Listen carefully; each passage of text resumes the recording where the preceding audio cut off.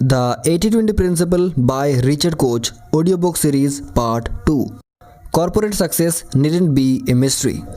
Part 1 में 2 chapters थे और पार्ट 2 में 6 चैप्टर्स हैं। अभी तक अपने पार्ट 1 नहीं सुना है तो डिस्क्रिप्शन के लिंक से जाके सुन सकते हैं। Part 2 chapter 3 the underground cult. 80-20 principle का बिजनेस में कितना यूज़ होता है ये समझना मुश्किल है। शायद ये पहली बुक है इस टॉपिक पे, लेकिन मेरे रिसर्च में मैंने बहुत सारे आर्टिकल्स देखे हैं जो 80-20 का यूज़ अलग अलग बिजनेसेस में बनाते हैं दुनिया भर में। बहुत सारे सक्सेसफुल कंपनीज और लोग 80-20 प्रिंसिपल का यूज़ करते हैं और ज़्यादातर MBA होल्डर्स इसके बारे में जानते हैं। फिर भी 80-20 प्रिंसिपल ने करोड़ों लोगों की ज़िंदगी बदली है, चाहे वो इसे जाने या ना जाने, लेकिन इसका कोई ख़ास इज्जत नहीं है। अब इसको सही करने का टाइम है। Point 80-20 fast wave quality revolution. 1950 से 1990 तक जो क्वालिटी रिवॉल्यूशन हुआ उसने ब्रांडेड कंज्यूमर गुड्स और दूसरे मैन्युफैक्चरर्स की क्वालिटी और वैल्यू बदली। क्वालिटी मूवमेंट एक मिशन रहा है जिसमें consistently higher quality lower cost पे मिल सके, स्टैटिस्टिकल और बिहेवियरल टेक्निक्स का यूज़ करके। इसका ऑब्जेक्टिव जो अभी तक बहुत सारे प्रोडक्ट्स में अचीव हो गए हैं वो है कि प्रोडक्ट डिफेक्ट्स का रेट 0 हो जाए। ये कहना पॉसिबल है कि क्वालिटी मूवमेंट ने दुनिया भर में लिविंग स्टैंडर्ड्स को बढ़ाने में सबसे बड़ा रोल प्ले किया है। 1950 से इस मूवमेंट की हिस्ट्री बहुत इंटरेस्टिंग है। इसके 2 बड़े मसीहा जोसेफ जुरान और W. एडवर्ड्स डेमिंग दोनों अमेरिकन्स थे, लेकिन जुरान रोमानिया में पैदा हुए थे। एक इलेक्ट्रिकल इंजीनियर और एक स्टैटिस्टिशियन जिन्होंने अपनी आइडियाज़ सेकेंड वर्ल्ड वॉर के बाद पैरेलल में डेवलप किए, लेकिन किसी भी बड़ी US कॉरपोरेशन को एक्स्ट्रा ऑर्डिनरी क्वालिटी के लिए इंटरेस्ट नहीं दिला सके। जुरान ने 1951 में अपनी क्वालिटी कंट्रोल हैंडबुक का पहला एडिशन पब्लिश किया जो क्वालिटी मूवमेंट का बाइबल था, लेकिन इसका कोई खास रिस्पांस नहीं मिला। सिर्फ जापान से ही सीरियस इंटरेस्ट आया और जुरान और डेमिंग दोनों 1950s के शुरू में वहां चले गए। उनका पायनियरिंग वर्क ने एक कंपनी को जो उस टाइम शॉडी इमिटेशंस के लिए जानी जाती थी, हाई क्वालिटी और प्रोडक्टिविटी का पावर हाउस बना दिया। जब जापानीज गुड्स जैसे मोटरसाइकिल्स और फोटोकॉपियर्स US मार्केट में आने लगे तभी अमेरिकन और दूसरे वेस्टर्न कॉरपोरेशंस ने क्वालिटी मूवमेंट को सीरियसली लेना शुरू किया। 1970 से और ख़ास करके 1980 के बाद जुरान, डेमिंग और उनके फॉलोअर्स ने वेस्टर्न क्वालिटी स्टैंडर्ड्स का इक्वली सक्सेसफुल ट्रांसफॉर्मेशन किया, जिससे क्वालिटी लेवल और कंसिस्टेंसी में बहुत इम्प्रूवमेंट हुआ। फॉल्ट रेट्स में ड्रामेटिक रिडक्शन हुआ और मैन्युफैक्चरिंग कॉस्ट में भी बड़ा गिरावट हुआ। 80-20 प्रिंसिपल क्वालिटी मूवमेंट का एक इम्पॉर्टेंट बिल्डिंग ब्लॉक रहा है। जोसेफ जुरान इस प्रिंसिपल का सबसे ज़्यादा इंथुसियास्टिक मसीहा थे, लेकिन उन्होंने इससे द पैरेटो प्रिंसिपल या the rule of vital few कहा। क्वालिटी कंट्रोल हैंडबुक के पहले एडिशन में जुरान ने कहा कि लॉसेस मतलब वो मैन्युफैक्चर गुड्स जो पुअर क्वालिटी की वजह से रिजेक्ट हो जाते हैं, बहुत सारे कॉजेस से नहीं आते, बल्कि लॉसेस हमेशा ऐसे ही माइल्ड डिस्ट्रीब्यूटेड होते हैं कि क्वालिटी कैरेक्टरिस्टिक्स का एक छोटा परसेंटेज हमेशा क्वालिटी लॉस का एक बड़ा परसेंटेज कंट्रीब्यूट करता है। फुटनोट में यह कमेंट किया गया था कि इकोनॉमिस्ट पैरेटो ने पाया कि वेल्थ भी इसी तरह से नॉन यूनिफॉर्मली डिस्ट्रीब्यूटेड होता है। बहुत सारे और एग्जाम्पल्स मिल सकते हैं। क्राइम का डिस्ट्रीब्यूशन क्रिमिनल्स में, एक्सीडेंट का डिस्ट्रीब्यूशन हैजर्डस प्रोसेसेस में, एट्सेट्रा। पेरेटो का principle of unequal distribution, wealth और डिस्ट्रीब्यूशन और क्वालिटी लॉसेस का डिस्ट्रीब्यूशन दोनों पे अप्लाई होता है। जुरान ने 80-20 प्रिंसिपल को स्टैटिस्टिकल क्वालिटी कंट्रोल में अप्लाई किया। इस अप्रोच में क्वालिटी की कमी के प्रॉब्लम्स को आइडेंटिफाई करना है और उन्हें रैंक करना है सबसे इम्पॉर्टेंट से। जो 20% डिफेक्ट्स हैं जो 80% क्वालिटी प्रॉब्लम्स क्रिएट करते हैं, उनसे लेके सबसे लीस्ट इम्पॉर्टेंट तक। जुरान और डेमिंग दोनों ने 80-20 फ्रेज का यूज़ बढ़ाते गए और इनकरेज किया कि उन फ्यू डिफेक्ट्स को डायग्नोस करे जो सबसे ज़्यादा प्रॉब्लम क्रिएट करते हैं। जब vital few sources of of quality products identify हो जाते हैं तो एफर्ट उन इश्यूज़ को डील करने पे फोकस करता है, ना कि सभी प्रॉब्लम्स को एक साथ टैकल करने पे। जैसे कि क्वालिटी मूवमेंट क्वालिटी कंट्रोल से क्वालिटी को प्रोडक्ट्स में पहले से ही बिल्ड करने पे फोकस करने लगा सभी ऑपरेटर्स के द्वारा, और टोटल क्वालिटी मैनेजमेंट और सॉफ्टवेयर का ज़्यादा सोफिस्टिकेटेड यूज़ करने लगा। 80-20 टेक्निक्स पे भी ज़्यादा एम्फेसिस आया, जैसे आज लगभग सारे क्वालिटी प्रैक्टिशनर्स 80-20 से फैमिलियर हैं। कुछ रिसेंट रेफरेंसेस ये बताती है कि 80-20 प्रिंसिपल का अब कैसे यूज़ किया जा रहा है। रोनाल्ड जे रिकार्डो ने नेशनल प्रोडक्टिविटी रिव्यू में एक आर्टिकल लिखा था जिसमें उन्होंने पूछा कि आपके सबसे स्ट्रैटेजिक कंज्यूमर्स को कौन से गैप्स नेगेटिवली इफेक्ट करते हैं। उन्होंने कहा कि अगर आप अपने क्वालिटी गैप्स के सबसे क्रिटिकल 20% को फिक्स करते हैं तो आप 80% बेनिफिट्स को पा सकते हैं, जैसे पेरेटो लॉ भी सपोर्ट करता है। एक और राइटर जो कॉर्पोरेट टर्नआउट्स पे फोकस करता है कहता है कि आपको अपने बिजनेस प्रोसेस में हर स्टेप पे ये चेक करना चाहिए कि क्या वो वैल्यू ऐड करता है या एसेंशियल सपोर्ट प्रोवाइड करता है। अगर नहीं तो उसे एलिमिनेट करो। या 80-20 रूल जिसमें आप 20% कॉस्ट स्पेंड करके 80% वेस्ट एलिमिनेट कर सकते हो। फोर्ड इलेक्ट्रॉनिक मैन्युफैक्चरिंग कॉरपोरेशन ने भी 80-20 प्रिंसिपल का यूज़ किया एक क्वालिटी प्रोग्राम में, जिसमें जस्ट इन टाइम प्रोग्राम्स और टॉप डॉलर यूसेज को एनालाइज किया गया। इससे उन्होंने मैन्युफैक्चरिंग साइकिल टाइम को 95% रिड्यूस किया। 80-20 प्रिंसिपल को अब न्यू सॉफ्टवेयर क्वालिटी में भी यूज़ किया जा रहा है, जिसमें डेटा को ABC डेटा एनालाइजर के साथ इंटर या इंपोर्ट किया जा रहा है, और पेरेटो चार्ट्स का यूज़ किया जाता है कस्टमर्स कंप्लेंट्स को एनालाइज करने में।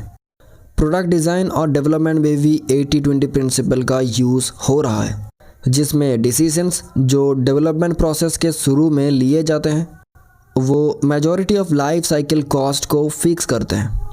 ये प्रिंसिपल क्वालिटी रेवोल्यूशन में भी इम्पॉर्टेंट रोल प्ले करता है और आज का ग्लोबल कंज्यूमर सोसाइटी क्रिएट करता है। Point 80-20 second wave information revolution. Information revolution जो 1960 से शुरू हुआ, इसने काम की आदतें और व्यवसाय के बड़े हिस्से की क्षमता को बदल दिया है। इस रेवोल्यूशन का एक महत्वपूर्ण हिस्सा है 80-20 प्रिंसिपल, जो इंटेलिजेंट तौर पर इस रेवोल्यूशन को निर्देशित करता है। क्वालिटी मूवमेंट के आसपास होने के कारण कंप्यूटिंग और सॉफ्टवेयर के प्रोफेशनल्स जनरली 80-20 प्रिंसिपल से परिचित थे और इसका व्यापक इस्तेमाल करते थे, जैसे कि कंप्यूटिंग और सॉफ्टवेयर आर्टिकल्स पे भी साफ है। यह प्रिंसिपल तब और भी इफ़ेक्टिव होता है जब इसमें सिलेक्टिविटी और सिंप्लिसिटी के कॉन्सेप्ट का सही तौर पर इस्तेमाल होता है। इसमें दो अलग प्रोजेक्ट डायरेक्टर्स ने भी अपने व्यू पॉइंट्स शेयर किए हैं। उनका कहना है कि थिंक स्मॉल मतलब पहले दिन ही 9th डिग्री तक प्लानिंग ना करें। रिटर्न ऑन इन्वेस्टमेंट आमतौर पर 80-20 रूल के हिसाब से होती है, जिसमें 80% बेनिफिट सिस्टम के सबसे सिंपल 20% में मिलते हैं और फाइनल 20% बेनिफिट सिस्टम के सबसे कॉम्प्लेक्स 80% से आता है। एप्पल ने भी इस प्रिंसिपल का सही तौर पर इस्तेमाल किया है अपने न्यूटन मैसेज पैड को डेवलप करते वक्त। न्यूटन इंजीनियर्स ने पाया है कि 0.1% ऑफ पर्सन्स वोकेबुलरी काफ़ी है 50% काम करने के लिए, जो आप एक छोटे हैंड हेल्ड कंप्यूटर से करना चाहते हैं। सॉफ्टवेयर हार्डवेयर की जगह ले रहा है। एक एग्जांपल है RISC reduce instruction set computing software. इसका एक वेरिएशन 80-20 रूल पे बेस्ड है। ये रूल मानता है कि ज़्यादातर सॉफ्टवेयर अपने 80% टाइम सिर्फ 20% of the available instruction execute करने में स्पेंड करता है। RISC प्रोसेसर्स इस 20% का परफॉर्मेंस ऑप्टिमाइज करते हैं और दूसरे 80% को एलिमिनेट करके चिप साइज और कॉस्ट को कम करते हैं। सॉफ्टवेयर डेवलपर्स जानते हैं कि कितना भी इफ़िशिएंट हो, सॉफ्टवेयर यूसेज 80-20 पैटर्न्स को फॉलो करता ही है। एक डेवलपर के अनुसार बिजनेस वर्ल्ड ने 80-20 रूल को हमेशा फॉलो किया है। यह सॉफ्टवेयर के लिए खास तौर पे ट्रू है, जहां 80% ऑफ ए प्रोडक्ट्स यूजर्स सिर्फ 20% ऑफ इट्स कैपेबिलिटीज़ के फ़ायदा उठाते हैं। डेटाबेस सर्विसेज में भी ये अप्रोच का इस्तेमाल होता है। हाई यूज़ फंक्शंस को सिंपल और ऑटोमेटिक बनाया जाता है, जैसे कि कस्टमर्स नीड्स पे फोकस किया जा सके।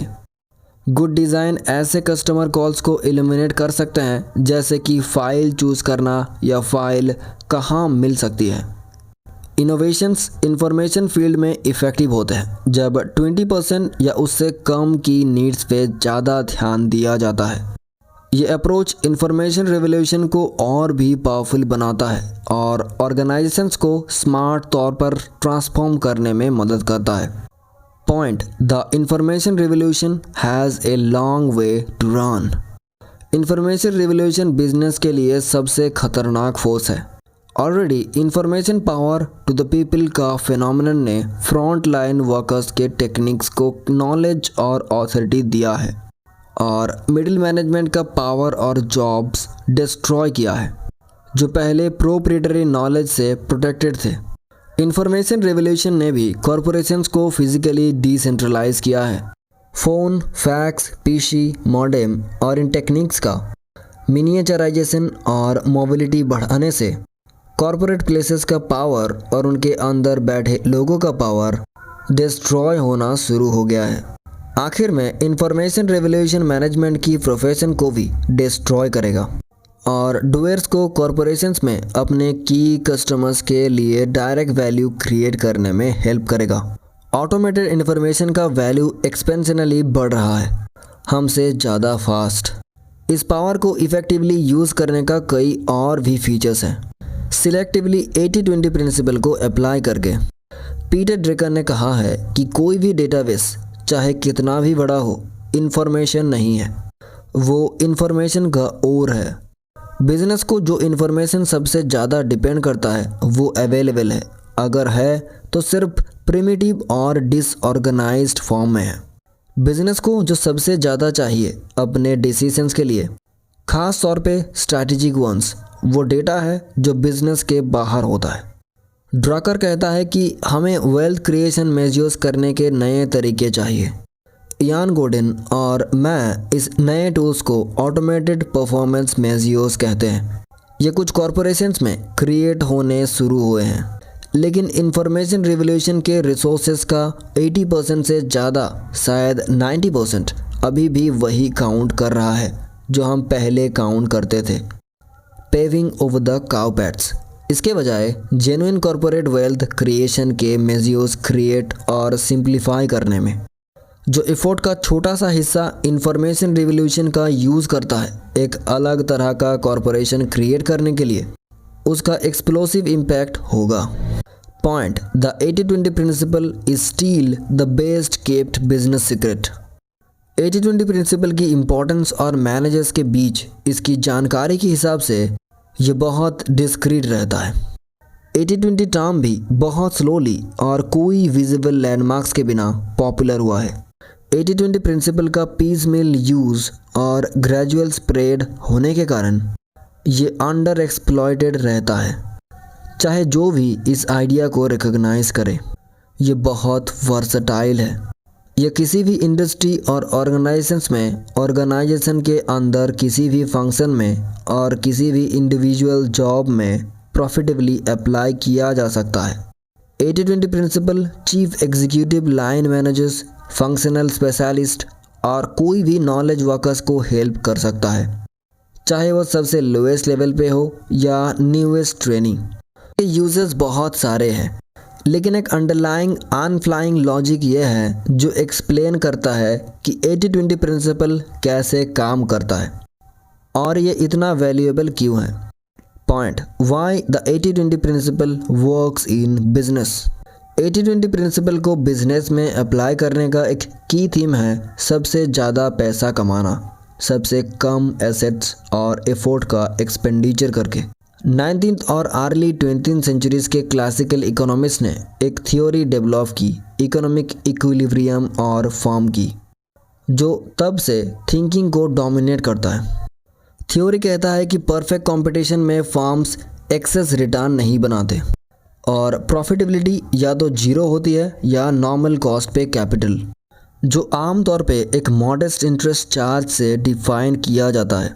थियोरी इंटरनली कंसिस्टेंट है और सिर्फ एक फ्लॉ है कि इसको रियल इकोनॉमिक एक्टिविटी पे अप्लाई नहीं किया जा सकता, और ख़ास तौर पे किसी इंडिविजुअल फार्म के ऑपरेशन पे तो बिल्कुल नहीं। Point, the 80-20 theory of the firm. Perfect competition के थ्योरी के ऑपोजिट में 80-20 थ्योरी ऑफ द फर्म दोनों वेरीफाइबल है और एक्शन के लिए हेल्पफुल गाइड है। 80-20 थ्योरी ऑफ द फर्म ऐसे ही किसी भी मार्केट में कुछ सप्लायर्स दूसरों से बहुत बेटर होंगे कस्टमर नीड्स सेटिस्फाई करने में। ये सप्लायर सबसे हाई प्राइस और मार्केट शेयर पाएंगे। दूसरा, किसी भी मार्केट में कुछ सप्लायर्स दूसरों से बहुत बेटर होंगे एक्सपेंडिचर को रेवेन्यू से कम करने में।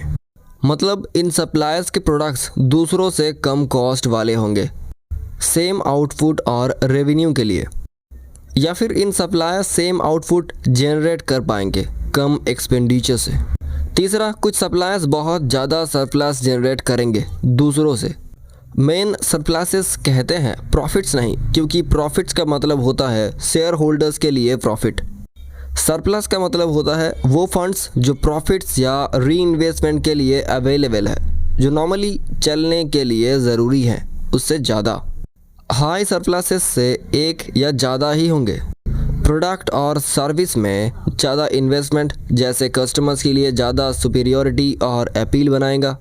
दूसरा, मार्केट शेयर गेन करने के लिए ज़्यादा सेल्स और मार्केटिंग एफर्ट या फिर दूसरे फर्म्स को टेक ओवर करेगा। तीसरा, एम्प्लॉयज़ को ज़्यादा रिटर्न्स जो बेस्ट लोगों को मार्केट में रिटेन और अटेन करने में हेल्प करेगा।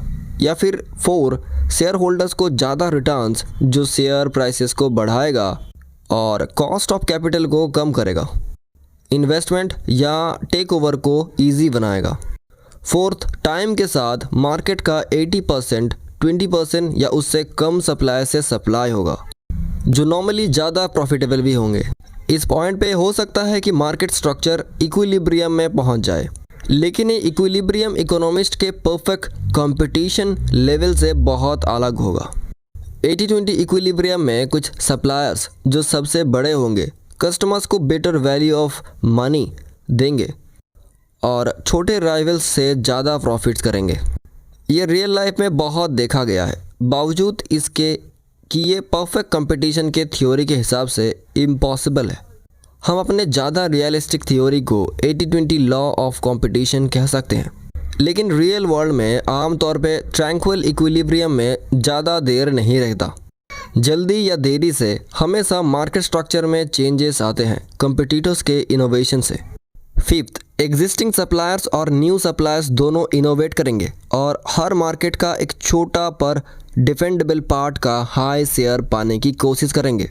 ऐसे सेगमेंटेशन हो सकता है एक ज़्यादा स्पेशलाइज्ड प्रोडक्ट या सर्विस प्रोवाइड करके जो कुछ टाइप्स के कस्टमर्स के लिए आइडियली सुइटेड हो। टाइम के साथ मार्केट्स में ज़्यादा मार्केट सेगमेंट्स होंगे। इन सेगमेंट्स में 80-20 कंपटीशन का रूल चलेगा।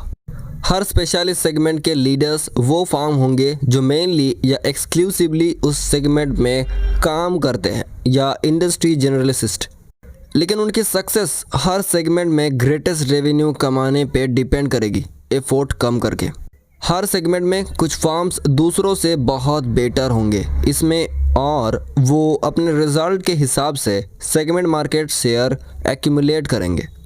कोई बड़ा फार्म बहुत सारे सेगमेंट्स में काम करेगा, यानी बहुत सारे कस्टमर्स, प्रोडक्ट्स, कॉम्बिनेशंस जहां अलग फार्मूलाज चाहिए रेवेन्यूज मैक्सिमाइज करने के लिए एफोर्ट कम करके, और या जहां अलग कॉम्पिटिटर्स मिलते हैं। कुछ सेगमेंट्स में एक बड़ा फार्म बड़े सरप्लसेस जनरेट करेगा, लेकिन दूसरे सेगमेंट्स में बहुत कम सरप्लसेस या फिर डिफिसिट्स। इसीलिए यह सच होगा कि 80% सरप्लसेस या प्रॉफिट्स 20% सेगमेंट्स या जनरेट होते हैं और 20% कस्टमर्स और 20% प्रोडक्ट से। सबसे प्रॉफिटेबल सेगमेंट वो होंगे जहां फर्म सबसे हाई मार्केट शेयर्स इंजॉय करता है और जहां फर्म के सबसे लॉयल कस्टमर्स होते हैं। लॉयल्टी का मतलब लॉन्ग स्टैंडिंग और least likely to defeat to competitors होना। सिक्स्थ, किसी भी फर्म में जैसे नेचर और ह्यूमन एंडेवियर पे डिपेंड होने वाले सारे इंटाइटल्स में इनपुट्स और आउटपुट्स के बीच इनइक्वालिटी होने की संभावना है, एफर्ट और रिवॉर्ड के बीच इम्बैलेंस। बाहर से ये इस बात पे रिफ्लेक्ट होता है कि कुछ मार्केट्स, प्रोडक्ट्स और कस्टमर्स दूसरों से ज़्यादा प्रॉफिटेबल होते हैं, लेकिन इंटरनली ये सेम प्रिंसिपल इस बात से रिफ्लेक्ट होता है कि कुछ रिसोर्सेस जैसे लोग, फैक्ट्रीज, मशीन्स या इनके मिक्सचर्स दूसरों से बहुत ज़्यादा वैल्यू प्रोड्यूस करते हैं अपने कॉस्ट के साथ। अगर हम इसको मेज़र कर पाते जैसे हम कुछ जॉब्स के साथ कर सकते हैं जैसे सेल्स पीपल, तो हम पाएंगे कि कुछ लोग बहुत बड़ा सरप्लस जनरेट करते हैं, उसके रेवेन्यू का एट्रीब्यूटेबल शेयर उनके फुल कॉस्ट से ज़्यादा है, जबकि बहुत लोग छोटा सरप्लस या डिफिसिट जनरेट करते हैं। वो फार्म्स जो सबसे बड़े सरप्लसेस जनरेट करते हैं उन्हें एवरेज सरप्लस पर एम्प्लॉय भी सबसे ज़्यादा होता है, लेकिन सारे फार्म्स में और हर एम्प्लॉय के द्वारा जनरेट किए गया ट्रू सरप्लस बहुत अनइक्वल होता है। 80% ऑफ द सरप्लस आमतौर पे 20% ऑफ एम्प्लॉय से जनरेट होता है। 7th, फार्म के अंदर रिसोर्सेज का सबसे लोएस्ट लेवल ऑफ एग्रीगेशन में, उदाहरण के लिए एक individual employ 80% of the value created काफ़ी है कि छोटे पार्ट में लगभग 20% ऑफ द टाइम जनरेट हो। जब सर्कमस्टेंसेस का कॉम्बिनेशन में पर्सनल कैरेक्टरिस्टिक्स और टास्क का एग्जैक्ट नेचर के साथ एम्प्लॉय अपने नॉर्मल लेवल ऑफ इफेक्टिवनेस से कई गुना ज़्यादा इफेक्टिवली काम करता है। एंड लास्ट 8th पॉइंट, इसीलिए इनइक्वल एफर्ट और रिटर्न के प्रिंसिपल सारे बिजनेस के लेवल्स पे ऑपरेट करते हैं। Market segments, products, customers, departments और एम्प्लॉयज़, ये लैक ऑफ बैलेंस है, नॉट नेशनल इक्विलिब्रियम, जो सारी इकोनॉमिक एक्टिविटी को कैरेक्टराइज करता है। छोटे डिफरेंसेस से बड़े कॉन्सिक्वेंस क्रिएट होते हैं। एक प्रोडक्ट को सिर्फ 10% बेटर वैल्यू होना काफ़ी है। कंपीटिंग प्रोडक्ट से कंपेयर करने पे सेल्स डिफरेंस ऑफ 50% और प्रॉफिट डिफरेंस ऑफ 100% जनरेट करने के लिए। Point 3, action implications. 80-20 फार्म्स की थ्योरी का एक इम्प्लीकेशन ये है कि सक्सेसफुल फार्म्स ऐसे मार्केट्स में ऑपरेट करते हैं जहां उनको हाईएस्ट रेवेन्यूज जनरेट करना पॉसिबल है, और वो भी लीस्ट एफर्ट से। ये दोनों तरीके से ट्रू होगा, मतलब मॉनेटरी प्रॉफिट के साथ रिलेटिव और कंपटीशन के साथ रिलेटिव।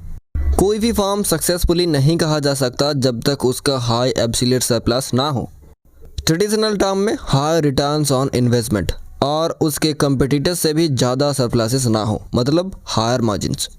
सभी फार्म्स के लिए एक दूसरा प्रैक्टिकल इम्प्लीकेशन यह है कि इकोनॉमिक सरप्लसेस को बढ़ाना हमेशा पॉसिबल है, आमतौर पे बहुत ज़्यादा।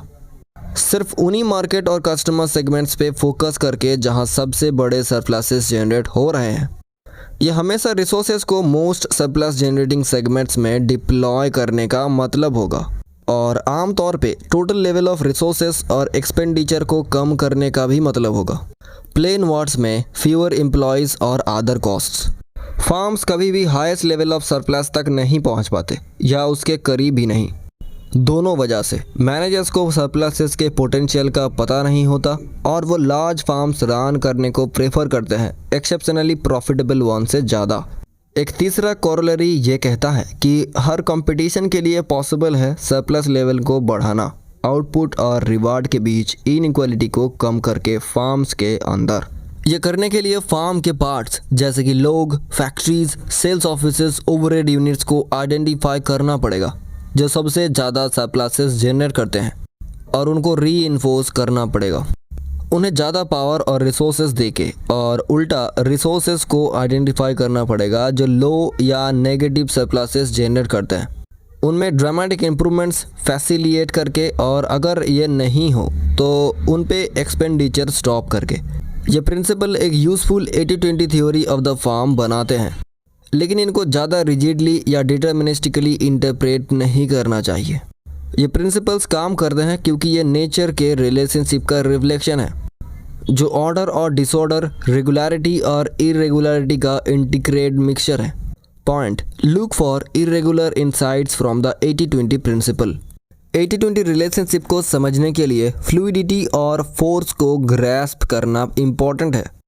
अगर आप इसको अप्रिशिएट नहीं करते तो आप 80-20 प्रिंसिपल को ज़्यादा रिजिडली इंटरप्रेट करोगे और इसका फुल पोटेंशियल एक्सप्लॉयट नहीं कर पाओगे। दुनिया में बहुत सारे छोटे केसेस होते हैं जो मिलके बड़े कॉन्सिक्वेंसेस क्रिएट करते हैं। एक सॉसेपन ऑफ मिल्क के बारे में सोचो जो किसी भी टेम्परेचर से ऊपर हीट करने पे अचानक फॉर्म चेंज कर लेता है, स्वेल अप और बबल ओवर हो जाता है।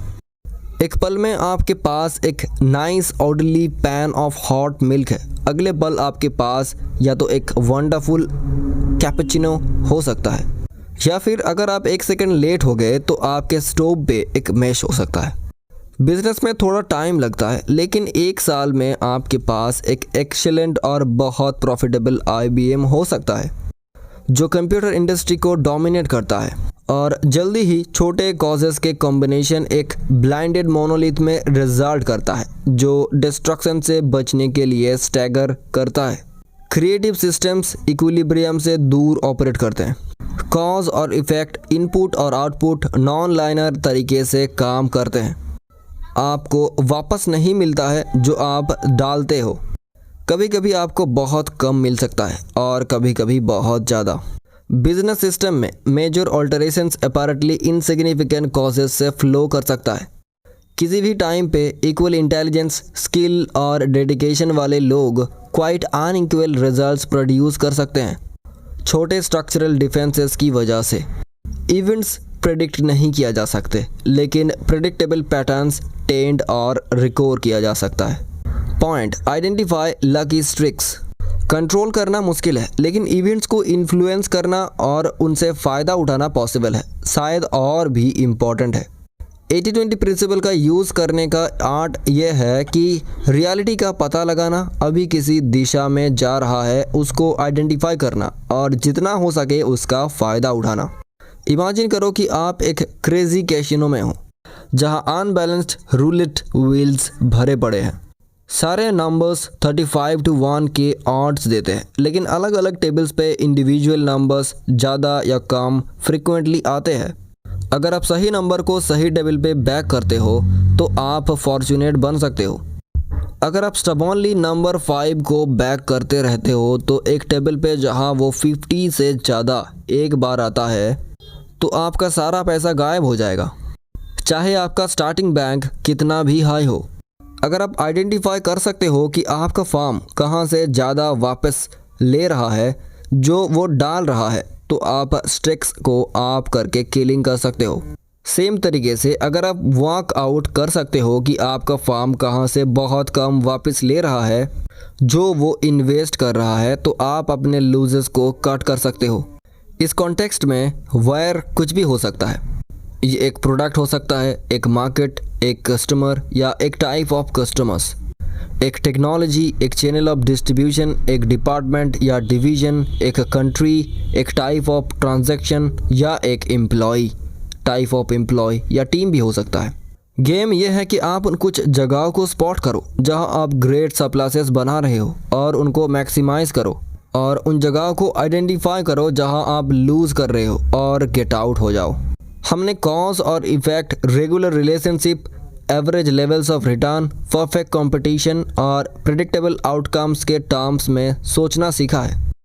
ये रियल वर्ल्ड नहीं है। रियल वर्ल्ड में बहुत सारे इन्फ्लुएंसेस होते हैं जहां कॉज और इफेक्ट ब्लर्ड होते हैं और जहां कॉम्प्लेक्स फीडबैक लूप्स इनपुट को डिस्टॉर्ट करते हैं, जहां इक्विलिब्रियम फ्लीटिंग और अक्सर इल्यूशरी होता है, जहां रिपीटेड बट इरेगुलर परफॉर्मेंस के पैटर्न्स होते हैं, जहां फर्म्स कभी हेड टू हेड कम्पीट नहीं करते और डिफरेंशिएशन से प्रॉस्पर करते हैं, और जहां कुछ फेवर्ड सोल्स हाई रिटर्न्स के मार्केट को कॉर्नर कर लेते हैं। इस स्लाइड में देखा जाए तो बड़े फर्म्स इनक्रेडिबली कॉम्प्लेक्स और कंसिस्टेंटली चेंजिंग फोर्सेस के कोलिशंस होते हैं, जिनमें से कुछ नेचर के ग्रेन के साथ जा रहे होते हैं और फॉर्चून बना रहे होते हैं, जबकि दूसरे ग्रेन के अगेंस्ट जा रहे होते हैं और ह्यूज लॉसेस टैक कर रहे होते हैं। ये सब हमारी रियलिटी को डिसइंटेंगल करने की इनएबिलिटी और अकाउंटिंग सिस्टम्स के क्लेमिंग, एवरेजिंग और हाईली डिस्टॉर्टिंग इफेक्ट से ऑब्सक्योर्ड हो जाता है। 80-20 प्रिंसिपल रैम्पेंट है लेकिन लार्जली अनऑब्जर्व्ड भी है। बिजनेस में हमें जनरली जो देखने दिए जाते हैं वो नेट इफेक्ट होता है जो बिल्कुल भी होल पिक्चर नहीं है। सरफेस के नीचे पॉजिटिव और नेगेटिव इनपुट्स लड़ते रहते हैं जो मिलके इफेक्ट प्रोड्यूस करते हैं जो हम सरफेस पे ऑब्जर्व कर सकते हैं। 80-20 प्रिंसिपल तब सबसे यूज़फुल होता है जब हम सरफेस के नीचे के सारे फोर्सेस को आइडेंटिफाई कर सकते हैं ताकि हम नेगेटिव इन्फ्लुएंसेस को स्टॉप कर सके और मोस्ट प्रोडक्टिव फोर्सेस को मैक्सिमम पावर दे सके। Point, how companies can use the 80-20 principle to raise profits. इतिहास, दर्शन और थ्योरी का बस हो गया, अब हम इंटेंसली प्रैक्टिकल पे स्विच करते हैं। कोई भी इंडिविजुअल बिजनेस 80-20 प्रिंसिपल का प्रैक्टिकल एप्लीकेशन से बहुत फ़ायदा उठा सकता है। अब वक्त है कि मैं आपको दिखाऊं कि कैसे। चैप्टर 4 से 7 तक 80-20 प्रिंसिपल से प्रॉफिट्स बढ़ाने के सबसे इम्पोर्टेंट तरीके कवर करते हैं। चैप्टर 8 पार्ट 2 को क्लोज करता है हिंट्स देके 80-20 थिंकिंग को अपने बिजनेस लाइफ में एम्बेड करने के लिए, ताकि आप अपने कलीग्स और कंपिटिटर्स से अनफेयर एडवांटेज पा सके। हम नेक्स्ट चैप्टर में 80-20 प्रिंसिपल का सबसे इम्पॉर्टेंट यूज़ करते हुए शुरू करते हैं किसी भी फॉर्म में कि कहाँ आप असली में प्रॉफिट्स बना रहे हो, और उतना ही इम्पॉर्टेंट है कि कहाँ आप असली में पैसा लूज़ कर रहे हो। हर बिजनेस पर्सन सोचता है कि उन्हें ये पहले से पता है और लगभग सब गलत है। अगर उन्हें सही पिक्चर दिखती तो उनका पूरा बिजनेस ट्रांसफॉर्म हो जाता। Part 2 chapter 4 why your strategy is wrong. 80-20 principle का यूज़ करके अपनी स्ट्रैटेजी बदलना इम्पोर्टेंट है। अगर आप नहीं कर रहे हैं तो आपकी प्लानिंग में कुछ गड़बड़ हो सकती है। आपको समझना होगा कि आपके बिजनेस में कौन सा काम ज़्यादा प्रॉफिटेबल है और कौन सा काम कम। बिजनेस स्ट्रैटेजी को बहुत डिटेल में देखें, अलग अलग पार्ट्स की प्रॉफिटेबिलिटी और कैश जनरेट को फोकस करें। अगर आपकी कंपनी बड़ी है तो 80% प्रॉफिट्स और कैश 20% एक्टिविटीज से आते हैं। आपको ये आइडेंटिफाई करना इम्पॉर्टेंट है कि कौन सा 20% काम है जो आपको ज़्यादा पैसा कमाने में मदद करता है। Point, where are you making the most money. पहले तो समझना इम्पॉर्टेंट है कि आपके बिजनेस के कौन से हिस्से ज़्यादा पैसे दे रहा है, कौन से सिर्फ खर्चा निकाल रहा है और कौन से बिल्कुल भी नहीं चल रहे हैं। हम इसके लिए 80-20 एनालिसिस करेंगे जिसमें हम प्रॉफिट्स को अलग अलग बिजनेस कैटेगरीज के हिसाब से देखेंगे। नंबर 1, प्रोडक्ट्स या प्रोडक्ट ग्रुप टाइप के हिसाब से हर एक प्रोडक्ट या ग्रुप के सेल्स और प्रॉफिटेबिलिटी को देखें। पॉइंट 2, कस्टमर या कस्टमर्स ग्रुप टाइप के हिसाब से आपके कस्टमर्स के बेसिस पर भी ये एनालिसिस करें। पॉइंट 3, कोई भी और तरीका है जो आपको बिजनेस के लिए रेलिवेंट लगे, जैसे कि एरिया या डिस्ट्रीब्यूशन चैनल। 4, कम्पिटिटिव सेगमेंट के हिसाब से आपके कंपिटिटर्स के हिसाब से भी एनालिसिस करें। प्रोडक्ट से शुरू करते हैं। हर एक प्रोडक्ट या ग्रुप के सेल्स और प्रॉफिटेबिलिटी को देखने के लिए आपको सेल्स डेटा चाहिए। ग्रॉस मार्जिन को कैलकुलेट करें। टोटल कॉस्ट को पूरा बिजनेस के हिसाब से एलोकेट करना होगा। हर प्रोडक्ट ग्रुप को ओवरहेड कॉस्ट को रीजनेबल बेसिस पे। आपको ये समझना होगा कि हर एक कैटेगरी का ओवरहेड कॉस्ट कैसे एलोकेट होगा। ये थोड़ा ट्रिकी हो सकता है, पर आपको ये तय करना होगा किस प्रोडक्ट को कितना कॉस्ट आता है। आमतौर पे कुछ प्रोडक्ट्स बहुत ज़्यादा प्रॉफिटेबल होते हैं, कुछ एवरेज और कुछ नुकसान में भी हो सकता है। ये डाटा देखते हुए आपको समझ आ जाएगा कि कौन सा पार्ट आपके बिजनेस का सबसे इम्पोर्टेंट और प्रॉफिटेबल है। फिगर से हम देख सकते हैं कि प्रोडक्ट ग्रुप ए का सिर्फ 3% सेल्स में हिस्सा है, पर 10% प्रॉफिट्स में भी हिस्सा है। प्रोडक्ट ग्रुप्स ए, बी और सी का 20% सेल्स में हिस्सा है, पर 53% प्रॉफिट्स में भी हिस्सा है। यह बहुत क्लियर हो जाता है अगर हम 80-20 टेबल या 80-20 चार्ट बनाएं, जैसे कि फिगर्स 12 और 13 में दिखाए गए हैं। अभी तक हमें नहीं पता है वो 20% सेल्स कौन सा है जो 80% प्रॉफिट का हिस्सा है, पर हम रास्ते पे हैं। अगर ना ही 80-20 तो 67/30, 30% प्रोडक्ट सेल्स लगभग 67% प्रॉफिट्स का हिस्सा है। आप शायद सोच रहे होंगे कि प्रोडक्ट ग्रुप्स ए, बी और सी के सेल्स को कैसे बढ़ाया जा सकता है।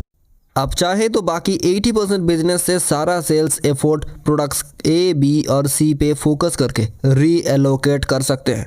सेल्स पीपल को बता सकते हैं कि वो इन प्रोडक्ट्स के सेल्स को डबल करने पे कंसंट्रेट करें। अगर ये हो गया तो सेल्स सिर्फ 20% बढ़ेगा, पर प्रॉफिट्स 50% से ज़्यादा बढ़ेगा। आप शायद सोच रहे होंगे कि प्रोडक्ट ग्रुप्स डी, ई और एफ में कॉस्ट को कम करना या प्राइसेस को बढ़ाना, या फिर प्रोडक्ट ग्रुप्स जी और एच से कंप्लीटली एग्जिट कर लेना। Point, what about customer profitability. Products के बाद कस्टमर्स पे फोकस करें। एनालिसिस को रिपीट करें पर हर एक कस्टमर या कस्टमर ग्रुप के टोटल परचेसेस पे ध्यान दें। कुछ कस्टमर्स बहुत ज़्यादा प्राइसेस देते हैं पर उनको सर्व करने का कॉस्ट भी बहुत ज़्यादा होता है। ये अक्सर छोटे कस्टमर्स होते हैं। बहुत बड़े कस्टमर से डील करना आसान हो सकता है और वही एक प्रोडक्ट का बहुत ज़्यादा वॉल्यूम लेते हैं पर वो प्राइसेस पे बहुत जोर देते हैं। कभी कभी ये डिफरेंसेस बैलेंस हो जाते हैं पर अक्सर नहीं होते। जो ग्रुप हम इलेक्ट्रॉनिक इंस्ट्रूमेंट इंक कह रहे हैं उनके रिजल्ट फिगर्स 14 और 15 में दिखाए गए हैं। कस्टमर ग्रुप्स के बारे में थोड़ा एक्सप्लेनेशन। टाइप ए कस्टमर्स छोटे डायरेक्ट अकाउंट्स होते हैं जो बहुत ज़्यादा प्राइसेस देते हैं और बहुत मोटे ग्रॉस मार्जिन्स देते हैं। उनको सर्विस करने में काफ़ी खर्चा आता है पर मार्जिन्स इसको कवर कर देता है। टाइप बी कस्टमर्स डिस्ट्रीब्यूटर्स होते हैं जो बड़े ऑर्डर्स लगाते हैं और उनका सर्विस करने का कॉस्ट बहुत कम होता है। फिर भी किसी ना किसी वजह से वो काफ़ी हाई प्राइसेस देने को तैयार होते हैं क्योंकि जो इलेक्ट्रॉनिक कंपोनेंट्स वो खरीदते हैं वो उनके टोटल प्रोडक्ट्स कॉस्ट का बहुत छोटा हिस्सा होते हैं। Type C customers export accounts होते हैं जो हाई प्राइसेस देते हैं पर उनके साथ प्रॉब्लम यह है कि उनको सर्विस करने में बहुत ज़्यादा खर्चा आता है। टाइप डी कस्टमर्स बड़े मैन्युफैक्चरर्स होते हैं जो प्राइस पे बहुत ज़्यादा बार्गेन करते हैं और साथ ही साथ बहुत ज़्यादा टेक्निकल सपोर्ट और बहुत सारे स्पेशल्स मांगते हैं। फिगर 16 और 17 में कस्टमर ग्रुप्स के लिए 80-20 टेबल और 80-20 चार्ट दिखाए गए हैं।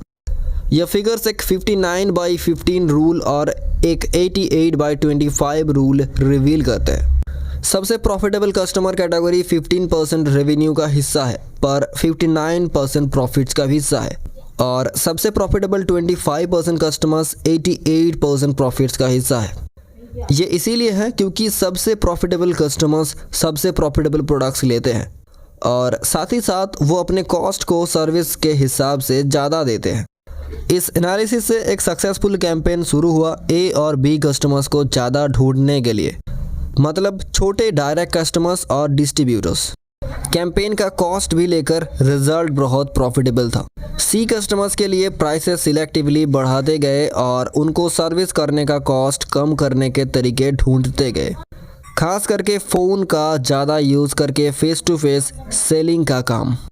डी कस्टमर्स मतलब बड़े मैन्युफैक्चरर्स को इंडिविजुअली डील किया गया। इनमें से 97% डी सेल्स का हिस्सा थे।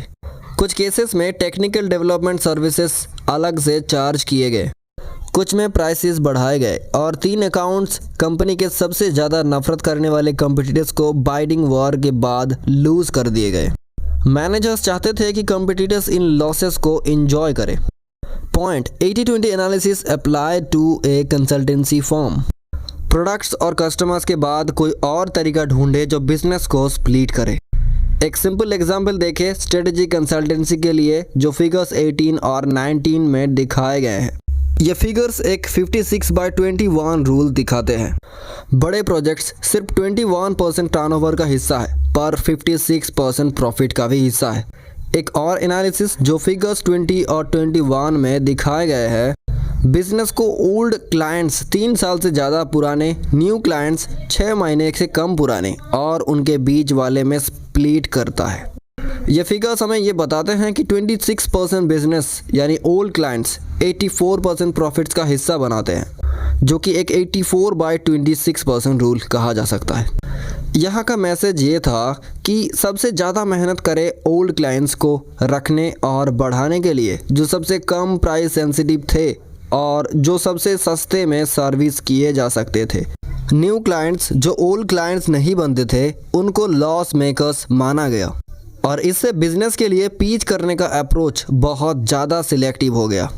पीचेस सिर्फ उन्हीं जगह पे किए गए जहाँ पे यकीन था कि वो कंपनी लॉन्ग टर्म क्लाइंट बनाएगी। फिगर्स 22 और 23 में कंसल्टेंट्स के लिए एक तीसरा एनालिसिस समराइज करते हैं जो प्रोजेक्ट्स को M&A यानी managers and acquisitions, strategic analysis और ऑपरेशनल प्रोजेक्ट्स में डिवाइड करता है। यह स्प्लिट एक 87/22 रूल डेमोन्स्ट्रेट करते हैं। M&A काम बहुत ज़्यादा प्रॉफिटेबल था, 87% प्रॉफिट देता था 22% रेवेन्यूज़ के लिए। M&A काम बेचने के लिए एफर्ट्स दोबारा से बढ़ाए गए। ऑपरेशनल प्रोजेक्ट्स ओल्ड क्लाइंट्स के लिए जब अलग से एनालिसिस किए गए, ब्रेक इवन के आसपास निकाले, जबकि बड़े लॉसेस हुए ऑपरेशनल प्रोजेक्ट्स न्यू क्लाइंट्स के लिए। इससे एक डिसीजन लिया गया कि आखिरी वाले प्रोजेक्ट्स ना किया जाए और ओल्ड क्लाइंट्स को या तो इस तरह के प्रोजेक्ट्स के लिए बहुत ज़्यादा चार्ज किया जाए या फिर उन्हें इनकरेज किया जाए कि ये प्रोजेक्ट स्पेशलिस्ट ऑपरेशनल कंसल्टेंसीज को दे दे। Point, segmentation is the key to understanding and driving a profitability. Business की कहानी को समझने के लिए सबसे आसान तरीका है कि आप उसे अपने कंपटीटर्स के साथ कंपेयर करें। इसे अलग अलग सेगमेंट्स में बांट ले। प्रोडक्ट, कस्टमर या कोई और चीज़ें एनालाइज करना भी काफ़ी यूज़फुल होता है, लेकिन सबसे ज़्यादा इंसाइट्स आता है जब आप कस्टमर्स और प्रोडक्ट्स को मिला के अपने कंपटीटर से कंपेयर करते हैं। ये थोड़ा मुश्किल लगता है, लेकिन बहुत कम ऑर्गेनाइजेशंस अपना बिजनेस ऐसे समझते हैं, इसके लिए इसका थोड़ा सा एक्सप्लेनेशन ज़रूरी है। Point, what is a competitive segment? Competitive segment वो पार्ट है आपके बिजनेस का जहां आपको अलग से कंपटीशन का सामना करना पड़ता है। सोचो अपने बिजनेस को कोई इम्पोर्टेंट हिस्सा, जैसे एक प्रोडक्ट, एक कस्टमर या एक प्रोडक्ट लाइन। अब पूछो ये दो सिंपल सवाल। पहला, क्या आपका मेन कंपटीटर्स इस हिस्से में अलग हैं बाकी बिजनेस से? अगर हाँ, तो ये एक अलग से कॉम्पिटिटिव सेगमेंट है। दूसरा सवाल, अगर आपका कंपटीटर कोई स्पेशलिस्ट है तो आपका प्रॉफिट उनके प्रोडक्ट्स और सर्विसेज के साथ कैसे जुड़ा होगा? देखो, कंज्यूमर्स उनका प्रोडक्ट क्यों पसंद करते हैं और आपका टोटल कॉस्ट उनसे कम या ज़्यादा, इससे समझना इम्पोर्टेंट है। इस कॉम्पिटिटिव सेगमेंट का प्रॉफिट भी अलग से देखो, कुछ सरप्राइजिंग इंसाइट्स मिल सकते हैं। अगर आपका कंपटीटर दूसरे बिजनेस के हिस्से से सेम है तो एक और सवाल, क्या आप और आपका कंपटीटर दोनों एरियाज़ में सेल्स या मार्केट शेयर में सेम रेशियो शेयर करते हैं या किसी में स्ट्रॉन्ग है और किसी में वीक? फॉर एग्जांपल, अगर आपके पास प्रोडक्ट ए में 20% मार्केट शेयर है और कंपटीटर का 40%, तो देखो क्या प्रोडक्ट बी में भी ये रेशियो सेम है या अलग। ये देखना इम्पॉर्टेंट है। हालांकि कंपटीटर सेम है, लेकिन दोनों एरियाज़ में आपका एडवांटेज अलग हो सकता है। इससे समझ लो कि ये अलग सेगमेंट्स हैं और अलग प्रॉफिट दिखाएंगे। Point, thinking about competitors put you straight on the key business splits.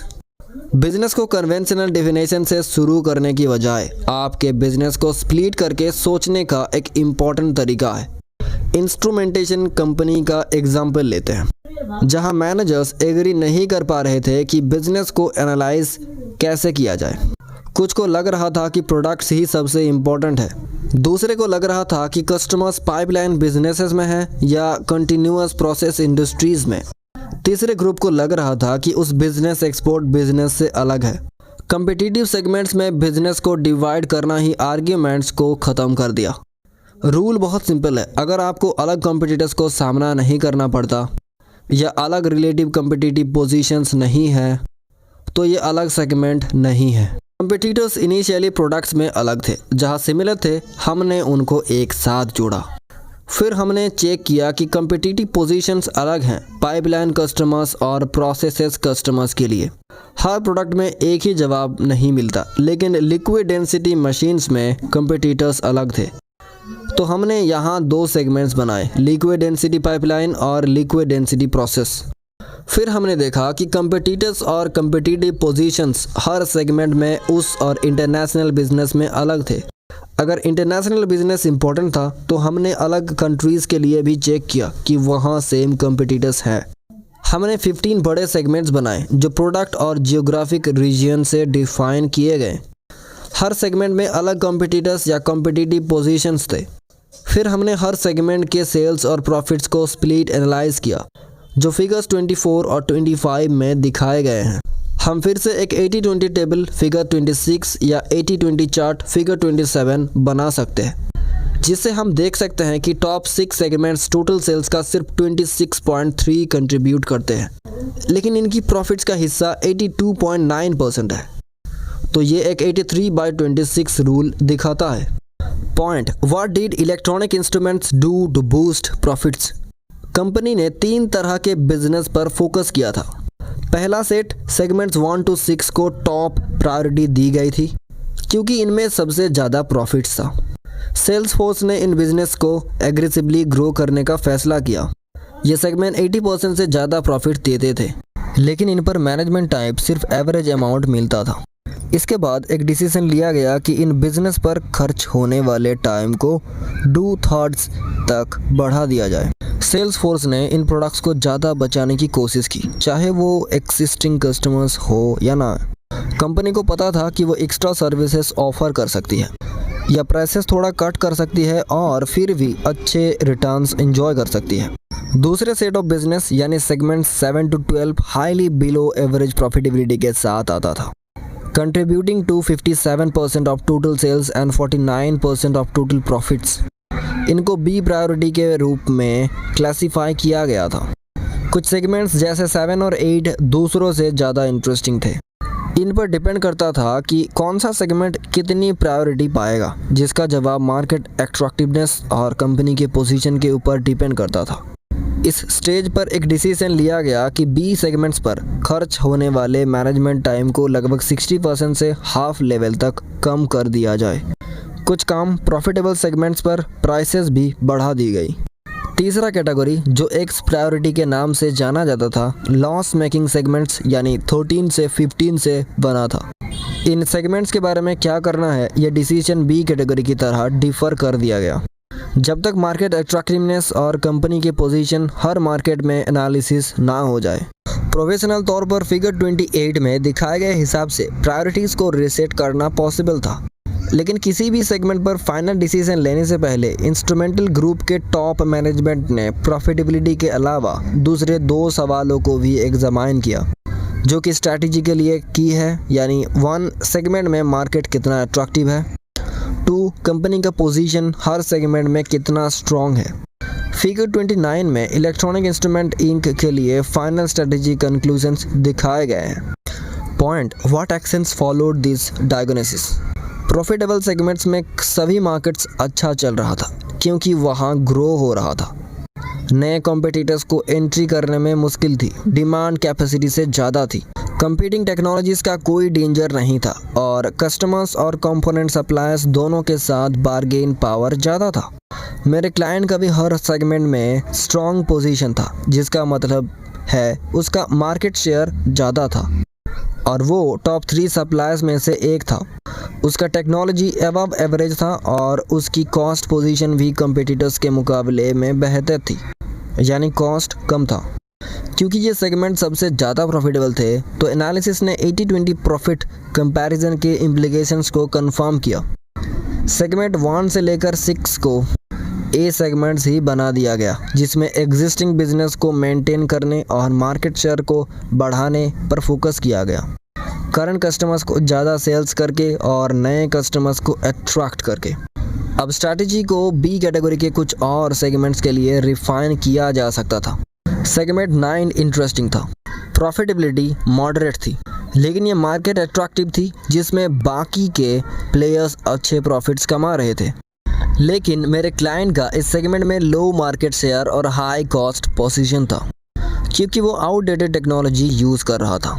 Technology को अपडेट करना मेहनत और पैसा लगता है, इसीलिए एक डिसीजन लिए गए कि सेगमेंट को हार्वेस्ट करना मतलब बिजनेस को प्रोटेक्ट करने के लिए एफर्ट कम करना और प्राइसेस बढ़ा देना। इससे सेल्स में थोड़ा लॉस हुआ, लेकिन कुछ टाइम के लिए प्रॉफिट्स बढ़ गए। सेगमेंट 10 और 11 में इंस्ट्रूमेंटेशन ग्रुप का लीडिंग मार्केट शेयर था, लेकिन ये मार्केट स्ट्रक्चरली अनअट्रैक्टिव थी। मार्केट साइज डिक्लाइन हो रहा था, ओवर कैपेसिटी थी और कस्टमर्स नीन प्राइसेस नेगोशिएट कर सकते थे। मेरे क्लाइंट ने इन सेगमेंट्स को एम्फसाइज करना बंद कर दिया और सारी नए इन्वेस्टमेंट कैंसिल कर दी। एक्स कैटेगरी जो लॉस मेकर्स थी, उसके बारे में क्या?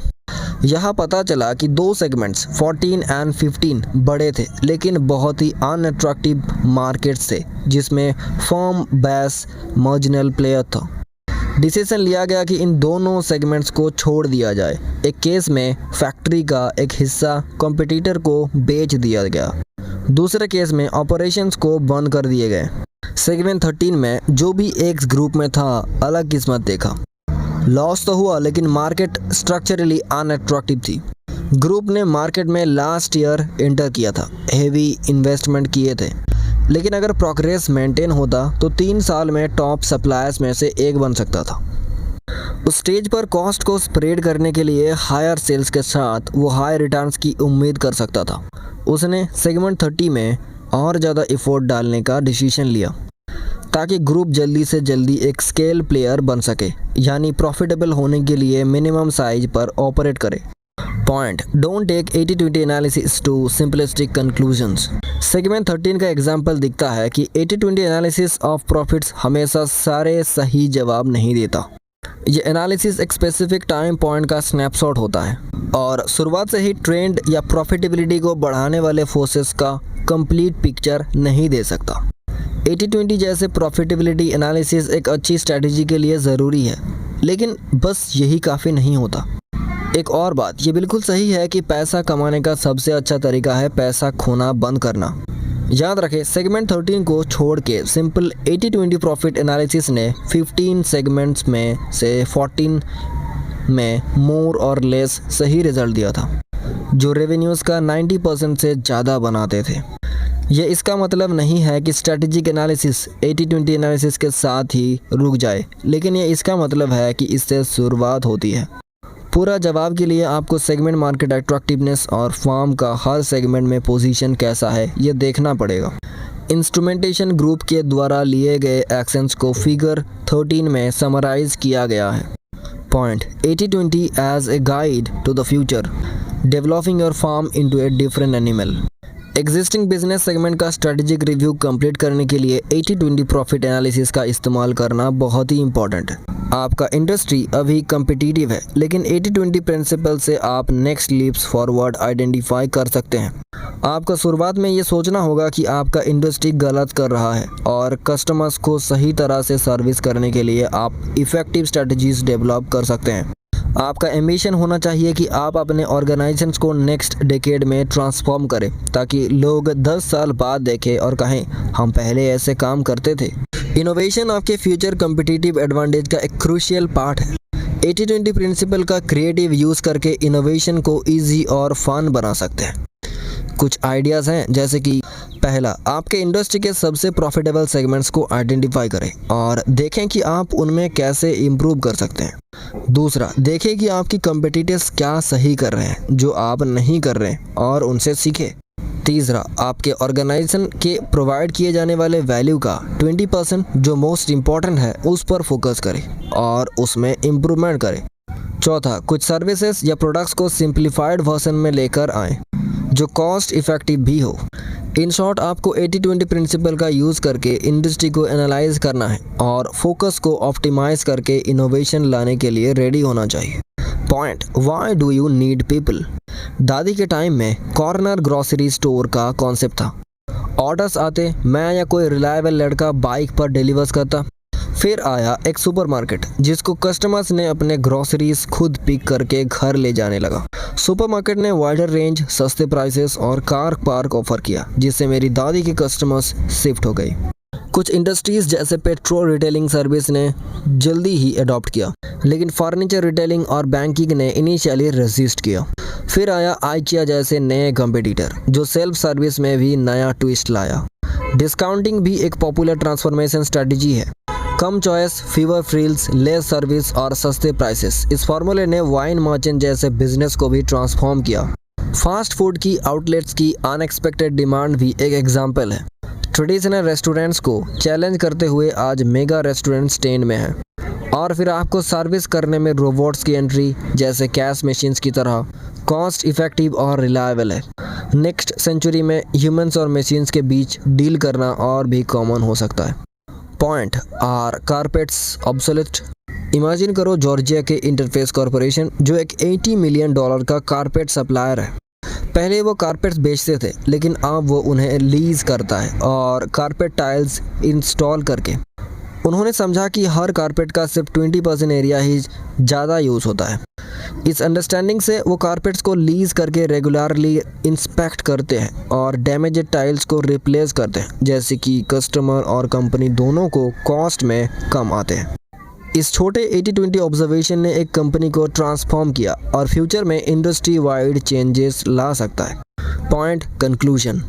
80-20 प्रिंसिपल के मुताबिक अगर आप अपने बिजनेस में ज़्यादा आउटपुट्स कम एफर्ट से पाना चाहते हैं तो आपको अपनी स्ट्रेटजीज़ को रिव्यू करना चाहिए। इसका मतलब है कि आपको अपने काम का सबसे इम्पोर्टेंट हिस्सा पे फोकस करना चाहिए और उसे मैक्सिमाइज करने पर ध्यान देना चाहिए। ये एक पावरफुल तरीका है अपने बिजनेस को ऑप्टिमाइज करने का। यहीं पर ख़त्म होती है पार्ट 2 चैप्टर 4। अब शुरू होती है part 2 chapter 5, simple is beautiful. पहले चैप्टर में देखा कि हर बिजनेस में अलग प्रॉफिटेबिलिटी वाले पार्ट्स होते हैं। 80-20 प्रिंसिपल के हिसाब से कुछ पार्ट्स से ज़्यादा प्रॉफिट्स आते हैं। अगर बिजनेस का सेल 100 मिलियन यूरोस हैं तो टॉप 5th पार्ट से 20 मिलियन यूरोस सेल्स से 4 मिलियन यूरोस प्रॉफिट आने चाहिए, जबकि बाकी 80 मिलियन यूरोस सेल से सिर्फ 1 मिलियन यूरोस प्रॉफिट्स आने चाहिए। जब इस हाइपोथेसिस को टेस्ट किया जाता है तो जनरली सही निकलता है कि कुछ पार्ट्स ज़्यादा प्रॉफिटेबल होते हैं।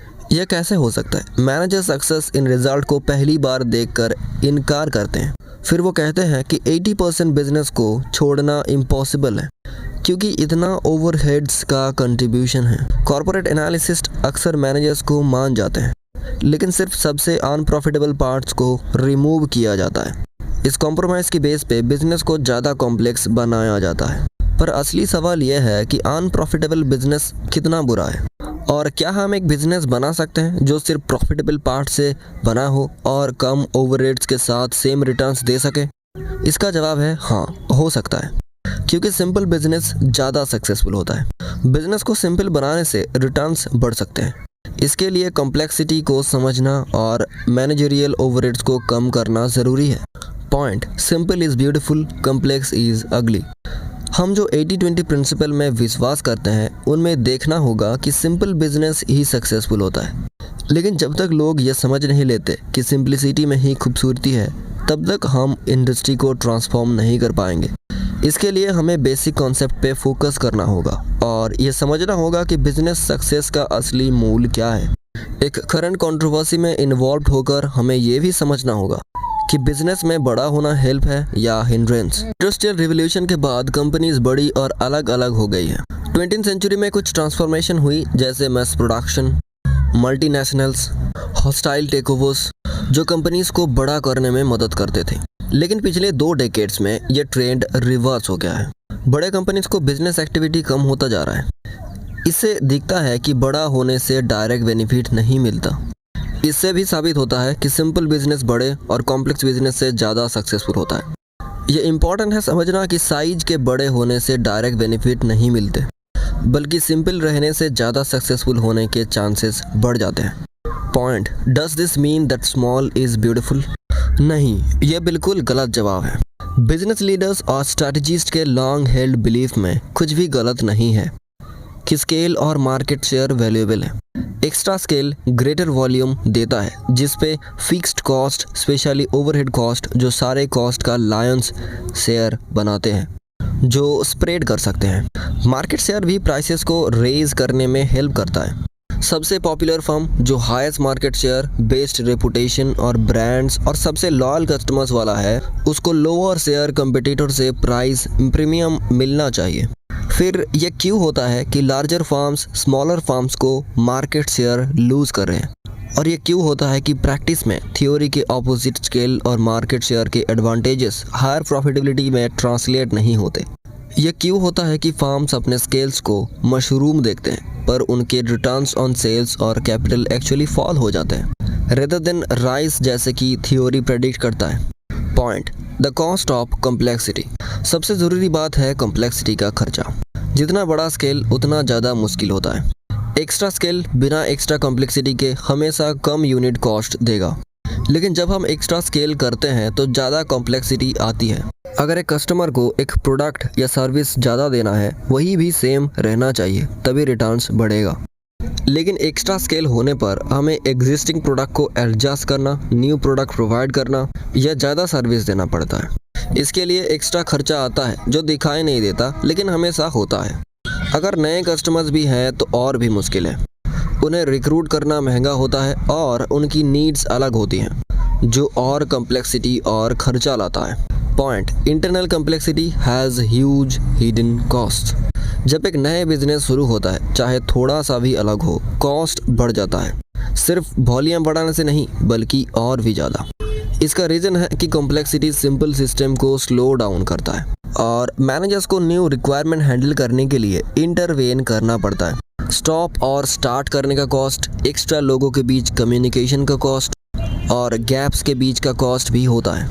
जब पार्शियली कंप्लीटेड वर्क किसी और की इंटरवेंशन का वेट करता है, बाद में उठाया जाता है और किसी और गैप में पास किया जाता है, ये सब कॉस्ट बहुत बड़े होते हैं और भी ट्रिकी होते हैं क्योंकि इनका ज़्यादातर हिस्सा दिखाई नहीं देता। अगर कम्युनिकेशन को अलग डिविजन्स, बिल्डिंग्स और सेंचुरीज को कवर करना पड़ता है तो रिजल्ट और भी ख़राब होता है।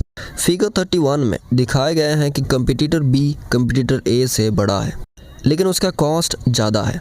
ये इसीलिए नहीं है क्योंकि स्केल कर्व के हिसाब से एडिशनल वॉल्यूम से कॉस्ट कम होते हैं और ये काम नहीं करता, बल्कि इसका रीज़न है कि बी का एक्स्ट्रा वॉल्यूम हायर कम्प्लेक्सिटी के कॉस्ट पे ख़रीदा गया है। इसका इफ़ेक्ट बहुत बड़ा होता है और ए के रिलेटिव विजिबल एडिशनल कॉस्ट से बहुत ज़्यादा है। स्केल कर्व काम करता है, लेकिन उसके बेनिफिट्स एक्स्ट्रा कॉम्प्लेक्सिटी के कारण ओवरटर्न हो जाता है। Point, simple is beautiful explains the 80-20 principal.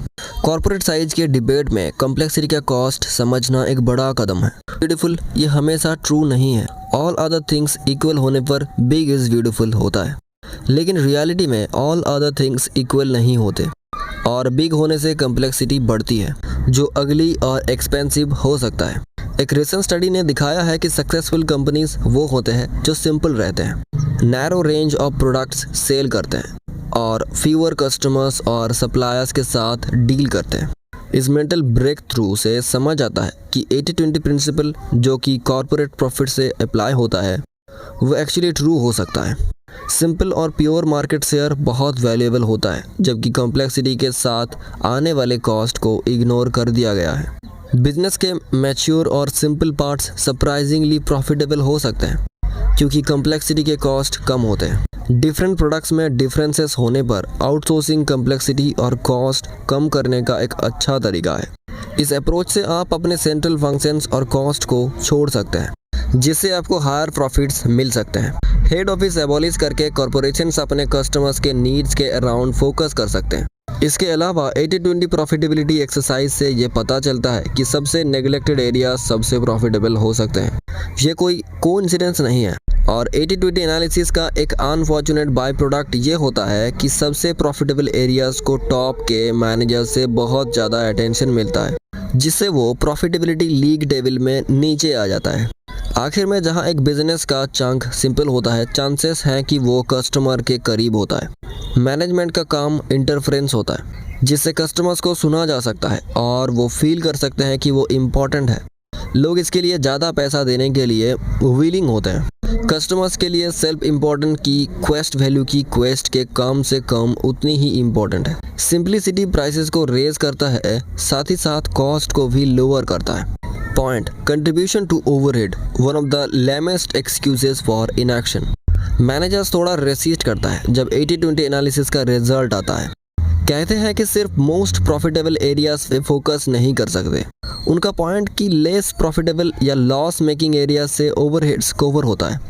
यह तो थोड़ा वीक एक्सक्यूज लगता है, लेकिन याद रखना मोस्ट प्रॉफिटेबल एरियाज पे फोकस करके बिजनेस फास्ट ग्रो कर सकता है, लगभग हमेशा 20% या उससे भी ज़्यादा।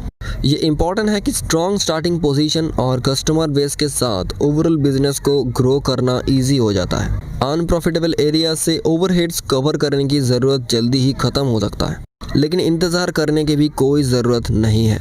अगर कुछ आपको ऑफेंड करता है तो उससे रिमूव कर दो। ऑफेंडिंग ओवरहेड को निकालना मुमकिन है और अगर आपकी विल स्ट्रॉन्ग है तो आप हमेशा कर सकते हो। कभी कभी लेस प्रॉफिटेबल एरियाज को बेच देना भी एक ऑप्शन है, ओवरहेड के साथ या बिना, और इन्हें जल्दी बंद भी कर सकते हो। अकाउंटेंट्स की बात सुनने की ज़रूरत नहीं है जो एग्जिट कॉस्ट के बारे में बोलते हैं। बहुत से नंबर्स सिर्फ कागज़ पे होते हैं जिसमें कोई रियल कैश कॉस्ट नहीं होता, और जहाँ कैश कॉस्ट होता है वहाँ नॉर्मली बहुत क्विक प्लेबैक होता है। जो कि बीन काउंटर्स आपको कभी नहीं बताएंगे। एक और प्रॉफिटेबल ऑप्शन यह है कि आप इन एरियाज को इंटेंशनली कम करो, मार्केट शेयर लूज करते हुए। छोड़ो लेस प्रॉफिटेबल कस्टमर्स और प्रोडक्ट्स को, काट ऑफ करो सपोर्ट और सेल्स एफर्ट्स को, प्राइसेस बढ़ाओ और सेल्स को 5 से लेकर 20% डिक्लाइन होने दो जब तुम कॉन्फिडेंटली बैंक की तरफ बढ़ रहे हो। Point, go for the most simple 20%। Simple और स्टैंडर्डाइज होना काफ़ी प्रोडक्टिव और कॉस्ट इफेक्टिव है। सिंपल मैसेजेस सबसे अपीलिंग और यूनिवर्सल होते हैं कलीग्स, कंज्यूमर्स और सप्लायर्स के लिए। सिंपल स्ट्रक्चर्स और प्रोसेसेस फ्लॉस के साथ अट्रैक्टिव और लोएस्ट कॉस्ट होते हैं। कस्टमर को आपको बिजनेस सिस्टम को एक्सेस करने देना, जैसे कि सेल्फ सर्विस के सारे फॉर्म्स, चॉइस, इकोनॉमी, स्पीड और स्पेंड क्रिएट करता है।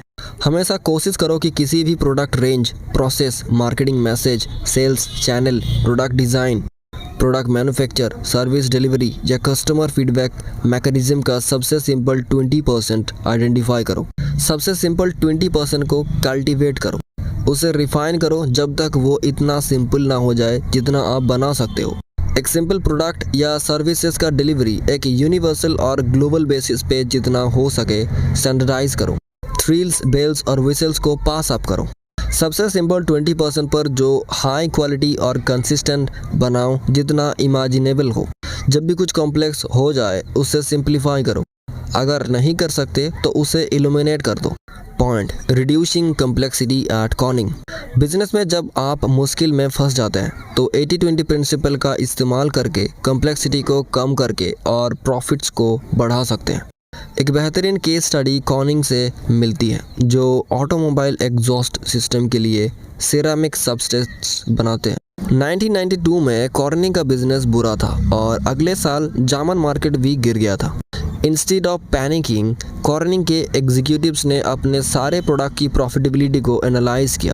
कॉर्निंग के एग्जीक्यूटिव्स ने स्टैंडर्ड कॉस्ट अप्रोच का यूज़ किया था डिसाइड करने के लिए कि क्या प्रोड्यूस करना है, लेकिन स्टैंडर्ड कॉस्ट सिस्टम ने 80-20 प्रिंसिपल को इग्नोर किया, जिसकी वजह से ट्रू प्रोडक्ट प्रॉफिटेबिलिटी का पता नहीं लगाया जा सकता था। केसल लॉटन में बने दो प्रोडक्ट्स को ले लो, high volume simple symmetrically shaped ceramic substrate यानी R10 और एक low volume product odd shaped substrate यानी R5। R5 का स्टैंडर्ड कॉस्ट R10 से 20% ज़्यादा था, लेकिन जब R5 को प्रोड्यूस करने के लिए एक्स्ट्रा इंजीनियरिंग और एफर्ट को कॉस्ट किया गया तो पता चला कि उसका कॉस्ट R10 से लगभग 5 लाख % ज़्यादा था। पर रिफ्लेक्शन में डेटा को बिलीव किया जा सकता था। R10 वर्चुअली खुद बना, लेकिन R5 को प्रोड्यूस करने के लिए एक्सपेंसिव इंजीनियर्स की ज़रूरत थी। इसीलिए R5 को एलिमिनेट करके, जो कि अनप्रॉफिटेबल था, इंजीनियरिंग कैपेसिटी को 20% रिड्यूस किया गया। इससे रेवेन्यूज़ में थोड़ा कम हुआ लेकिन प्रॉफिट्स बढ़े। Point, the 50/5 principle. कॉर्निंग के एनालिसिस में एक और यूज़फुल प्रिंसिपल आया, 50/5 प्रिंसिपल। यह कहता है कि टिपिकली एक कंपनी के कस्टमर्स, प्रोडक्ट्स, कंपोनेंट्स और सप्लायर्स का 50% से कम कंट्रीब्यूट करता है 5% या उससे कम रेवेन्यूज़ और प्रॉफिट्स में।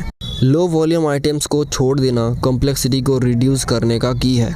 कॉर्निंग में 50/5 प्रिंसिपल का काम हुआ। ग्रीन वैल्यू में बने 450 प्रोडक्ट्स में से आधे ने 96.3% रेवेन्यू प्रोड्यूस किया, बाकी 50% ने सिर्फ 3.7% दिया। जार्मन प्लांट में की गई एनालिसिस ने दिखाया कि लो वॉल्यूम 50% प्रोडक्ट्स ने सिर्फ 2 से 5% सेल्स प्रोड्यूस किए। दोनों लोकेशंस में बॉटम 50% से लूजेस बनाए। इस प्रिंसिपल का यूज़ करके कॉर्निंग ने लो कंट्रीब्यूटिंग आइटम्स को एलिमिनेट करके अपनी इफ़िशियंसी इम्प्रूव की। Point, more is verse. भारी कॉम्प्लेक्सिटी और वॉल्यूम से दूर रहने के लिए कॉर्निंग ने अपने प्रोडक्ट्स और सप्लायर्स को सिंप्लीफाई किया। Instead of dealing with 100 suppliers, they consolidated purchases with 200 suppliers, covering 95% of total supplies using the 95/20 principle. इससे ऑर्गेनाइजेशन को सिंपल और फ्लैट बनाया गया। जब मार्केट मेल्टडाउन हुआ, कॉर्निंग ने बिजनेस को पॉज किया, लेकिन एक सिंपल और छोटा ऑपरेशन ने जल्दी ही प्रॉफिट्स रिस्टोर किए।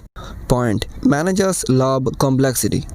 इस पॉइंट पर पूछना ज़रूरी है, क्यों होता है कि जो ऑर्गेनाइजेशंस प्रॉफिट मैक्सिमाइजिंग होने का दावा करता है वो कॉम्प्लेक्स बन जाती है, जबकि ये साफ साफ वैल्यू डिस्ट्रॉय करती है।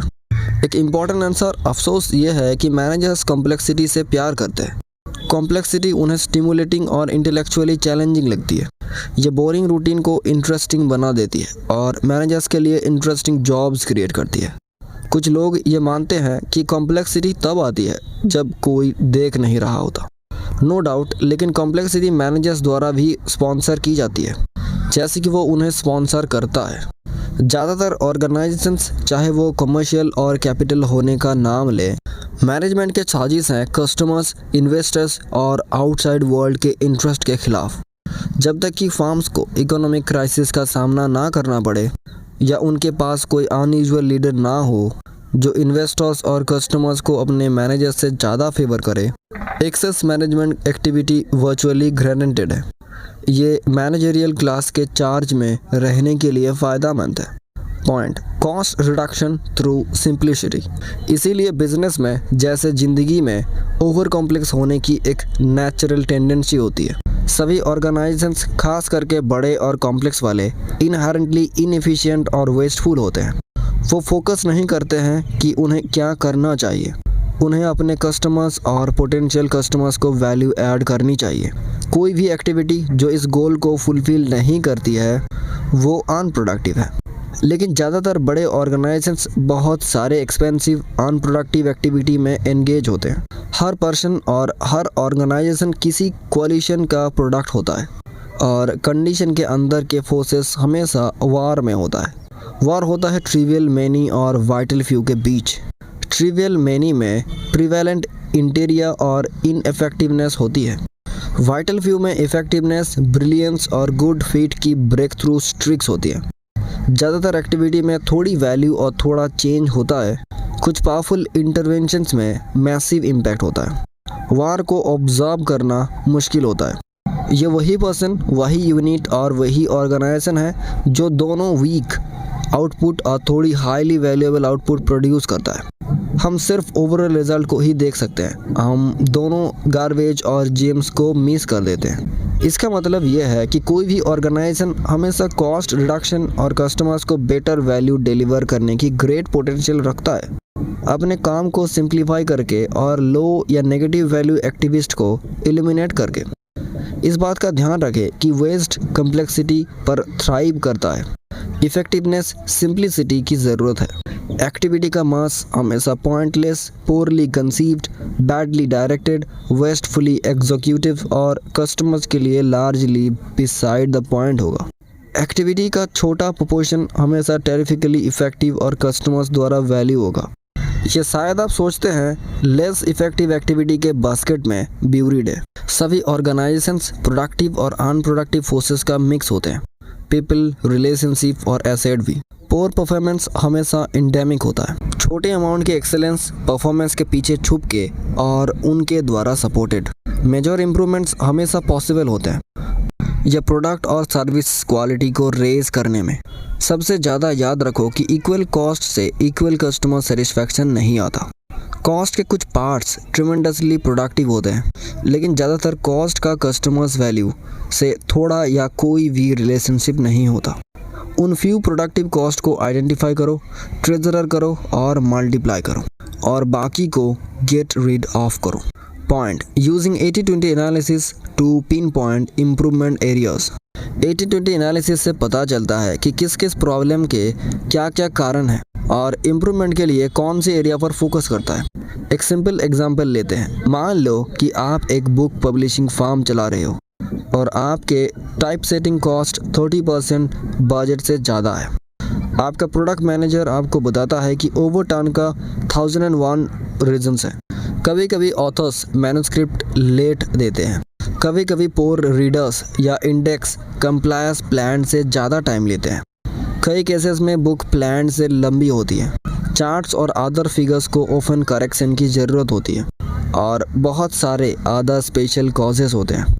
एक चीज़ जो आप कर सकते हैं वो ये कि आप एक पर्टिकुलर टाइम पीरियड ले लो, जैसे 3 महीने, और केयरफुली मॉनिटर करो कि टाइप सेटिंग कॉस्ट ओवररन्स के लिए क्या कॉजेस हैं। आपको हर ओवरटर्न का मेन रीज़न रिकॉर्ड करना चाहिए और साथ ही फिनेंशियल कॉस्ट पेनाल्टी भी। फिगर 32 में कॉजेज़ को एक टेबल में डिस्प्ले किया गया है, जिनमें सबसे ज़्यादा फ्रीक्वेंट कॉज को टॉप पर रैंक किया गया है और उसके बाद ऐसे ही। फिगर 33 इस इंफॉर्मेशन को 80-20 चार्ट में कन्वर्ट करता है। इसको बनाने के लिए कॉजेस बार्स को इम्पोर्टेंट के हिसाब से डिसेंडिंग ऑर्डर में बनाओ। लेफ्ट हैंड वर्टिकल एक्सिस पर हर बार के कॉजेस की नंबर डालो और राइट हैंड वर्टिकल एक्सिस पर कॉजेस का कम्युलेटिव परसेंटेज डालो। ये इजीली डन है और डेटा का विजुअल समरी काफ़ी पावरफुल है। हम फिगर 33 से देख सकते हैं कि 15 प्रॉब्लम में से 3 exactly 20% cause nearly 80% of the overruns. Cumulative line fast 5 cases के बाद क्विकली पैटर्न आउट हो जाता है, जो आपको बताती है कि आप ट्रिवियल मेनी कॉजेस तक पहुंच गए हो। मेजर 3 कॉजेस सभी ऑथर्स के रिलेटेड है। पब्लिशिंग हाउस इस प्रॉब्लम को सॉल्व कर सकती है ऑथर्स के कॉन्ट्रैक्ट्स में एक क्लॉज लिखकर, जो उन्हें लायबल बनाती है किसी भी एक्स्ट्रा टाइप सेटिंग कॉस्ट के लिए जो उनके लेट आने या ज़्यादा करेक्शंस करने से कॉज होते हैं। ऐसा माइनर चेंज करने से प्रॉब्लम का ओवर 80% एलिमिनेट हो जाएगा। कभी कभी 80-20 चार्ट को नंबर ऑफ कॉजेस से बजाय प्रॉब्लम या अपॉर्चुनिटी का फाइनेंशियल इम्पैक्ट के बेसिस पर ड्रॉ करना ज़्यादा यूजफुल होता है। मेथड एग्जैक्टली सेम है। Point compare performance. 80-20 प्रिंसिपल कहता है कि हमेशा कुछ हाई प्रोडक्टिविटी एरियाज और बहुत सारे लो प्रोडक्टिविटी वंस होते हैं। पिछले 30 साल के सबसे इफेक्टिव कॉस्ट रिडक्शन टेक्निक्स ने इस इंसाइट को यूज़ किया है परफॉर्मेंस को कंपेयर करने के लिए। मेजॉरिटी ऑफ लेगर्स पर ओन्स रखा जाता है कि वो अपने परफॉर्मेंस को बेस्ट लेवल तक इम्प्रूव करे या फिर ग्रेसफुली फील्ड से रिटायर हो जाए। ये जगह नहीं है cost reduction value improvement techniques जैसे बेंचमार्किंग के लिए, बेस्ट डेमोन्स्ट्रेटेड प्रैक्टिस या री इंजीनियरिंग पर चैप्टर और वर्ड्स देने की। अगर ये सब परसू किया जाए तो कस्टमर्स को ट्रेमेंडस अमाउंट्स में वैल्यू रेज कर सकते हैं, लेकिन ज़्यादातर ये techniques latest advanced management fund या सेल्फ कंटेंट प्रोग्राम्स बन जाते हैं। इसको सक्सेस होने का ज़्यादा चांस है अगर इनको वेरी सिंपल 80-20 प्रिंसिपल के कॉन्टेक्स्ट में प्लेस किया जाए। तो सभी रेडिकल एक्शन को ड्राइव करना चाहिए। जैसे बिजनेस एक्टिविटी का माइनॉरिटी ही यूज़फुल होता है, कस्टमर्स को डिराइव्ड वैल्यू रेयरली मेज्योर होता है और हमेशा अनइक्वल होता है। ग्रेट लीप्स फॉरवर्ड के लिए कस्टमर्स को डिलीवर्ड वैल्यू और उन्हें उसके लिए पे करेंगे, दोनों का मेजरमेंट और कंपैरिजन रिक्वायर्ड होता है। Point conclusion simplicity power. Business में वेस्ट होता है और कॉम्प्लेक्सिटी और वेस्ट एक दूसरे को बढ़ाते हैं, इसीलिए एक सिंपल बिजनेस हमेशा एक कॉम्प्लेक्स बिजनेस से बेहतर होता है, क्योंकि नॉर्मली वैल्यूएबल होता है किसी भी गिवन लेवल ऑफ कॉम्प्लेक्सिटी के लिए। एक बड़ा बिजनेस होना बेहतर होता है, बड़ा और सिंपल बिजनेस सबसे बेस्ट होता है। कुछ ग्रेट क्रिएट करने का तरीका यह है कि कुछ सिंपल क्रिएट करो। जो भी सीरियस है कस्टमर्स को बेटर वैल्यू डिलीवर करने के लिए वो इजीली ऐसा कर सकते हैं, वो भी कॉम्प्लेक्सिटी को रिड्यूस करके। कोई भी बड़ा बिजनेस पैसेंजर्स से स्टफेड होता है, unprofitable products, processes, suppliers, customers और सबसे हेवी मैनेजर्स। ये पैसेंजर्स कॉमर्स के एवोल्यूशन को ऑब्स्ट्रैक्ट करते हैं। प्रोग्रेस के लिए सिंपलिसिटी चाहिए और सिंपलिसिटी के लिए रूथलेसनेस चाहिए। ये एक्सप्लेन करता है कि सिंपल इतना रेयर क्यों है जितना ब्यूटीफुल है। तो दोस्तों यही ख़त्म होती है पार्ट 2 चैप्टर 5। आप वीडियो को लाइक करो, चैनल को सब्सक्राइब करो। अगर इस वीडियो पे 50 लाइक्स आते हैं तो अगले पार्ट हम जल्दी ही अपलोड करेंगे। तो आपसे मिलते हैं अगले पार्ट में।